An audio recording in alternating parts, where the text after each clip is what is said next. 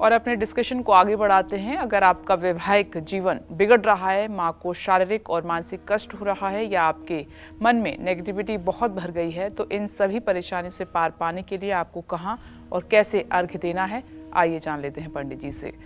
पंडित जी, एक अर्घ्य इन सब परेशानी से छुटकारा दिला सकता है क्या?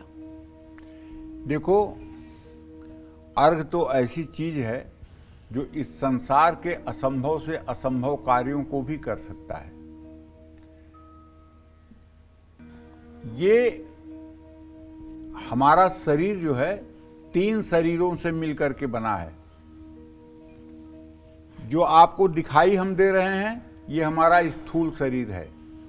इसके अंदर जो हमारा मन, बुद्धि, चित्त है, वो हमारा सूक्ष्म शरीर है।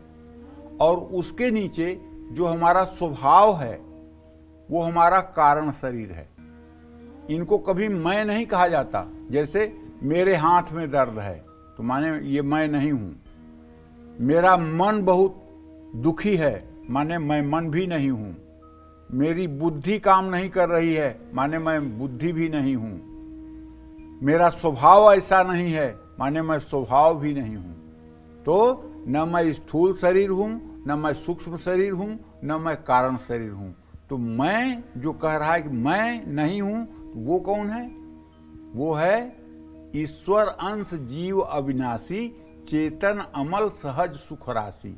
उस परम पिता परमात्मा का अंश और अविनाशी उस ब्रह्म का अंश है। मन चंचल क्यों होता है? मन चंचल इसलिए होता है कि इंद्रियों के वशीभूत होकर के और ये राग और द्वेष में फंसा हुआ है, इसलिए ये चंचल होता है।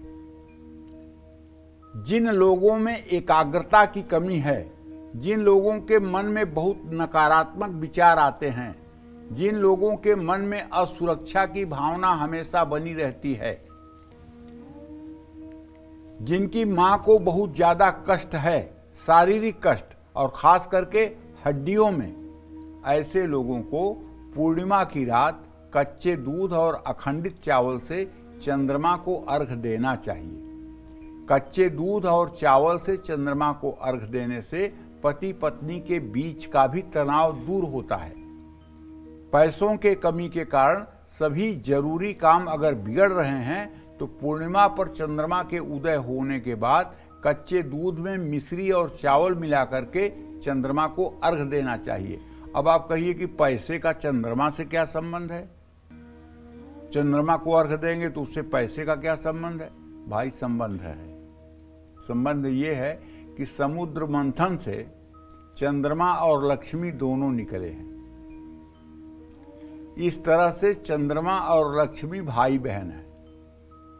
जिन लोगों की कुंडली में चंद्रमा अच्छी स्थिति में होता है, वो लोग निश्चित रूप से धनवान और वैभववान होते हैं। और जिनकी कुंडली में चंद्रमा कमजोर निर्बल होता है, अमावस्या का चंद्रमा होता है, वो चाहे जितनी मेहनत कर लें, इसके बावजूद भी उनके ऊपर श्री महालक्ष्मी की कृपा उतनी नहीं हो पाती है जितना उनका पुरुषार्थ होता है।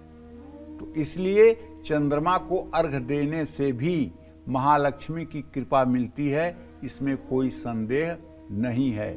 जय मां विंध्यवासिनी।